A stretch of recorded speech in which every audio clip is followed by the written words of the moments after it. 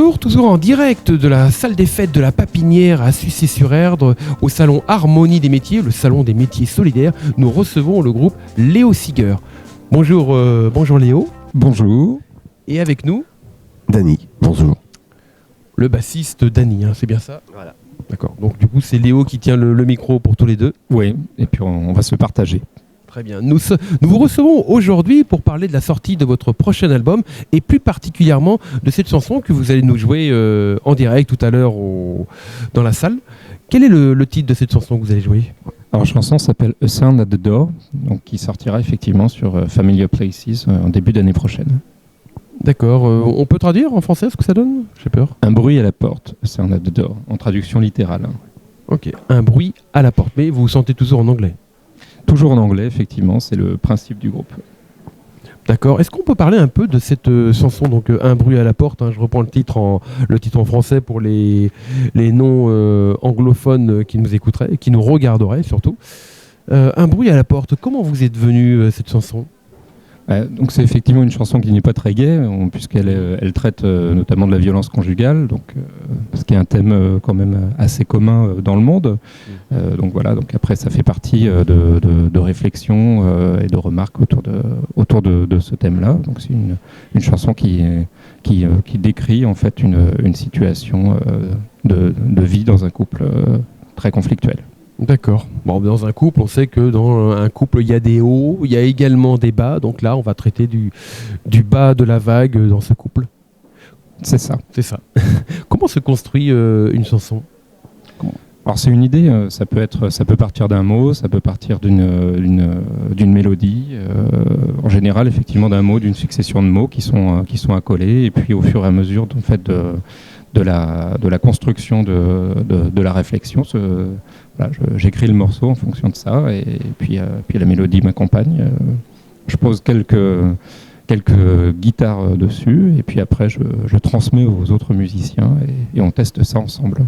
D'accord, comme par exemple Dany, dont vous êtes le bassiste. Alors vous venez après l'écriture guitare, écriture parole et puis guitare. Ensuite, c'est la patte Dany qui intervient. Oui, exactement, c'est ça. Non, en fait, Léo nous envoie des fichiers audio de ces morceaux. On écoute à la maison, et puis quand on se voit en répétition, on essaye de voir ce que ça va donner. Un jour ensemble déjà. Et puis, si c'est accepté par tous les camarades, le morceau est accepté.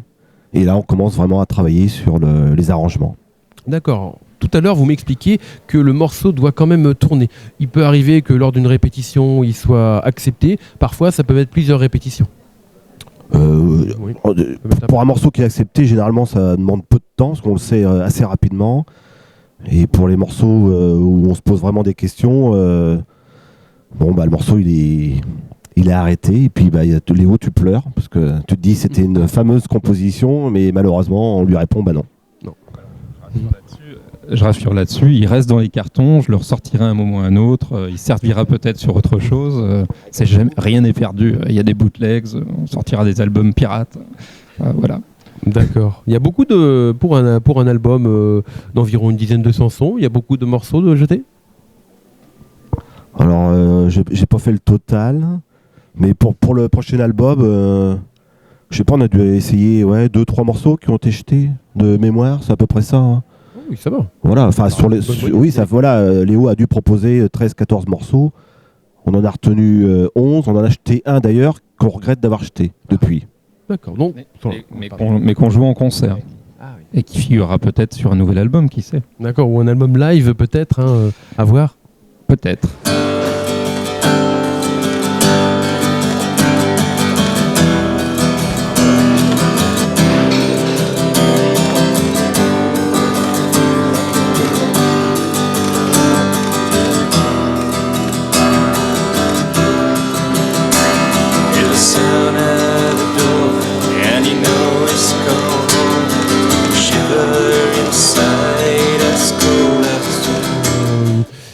Cet album, il y a une date déjà de prévue?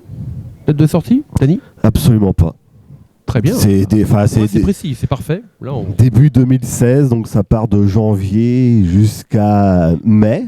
Donc c'est entre les deux. Alors on est plus en ce moment sur février, mars. avril, mais on ne sait pas trop.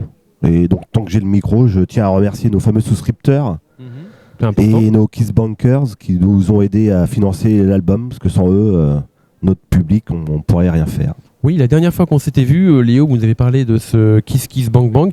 Est-ce que donc là, il est terminé alors le Kiss Kiss Bang Bang? Oui, il est terminé depuis vendredi matin, c'est ça.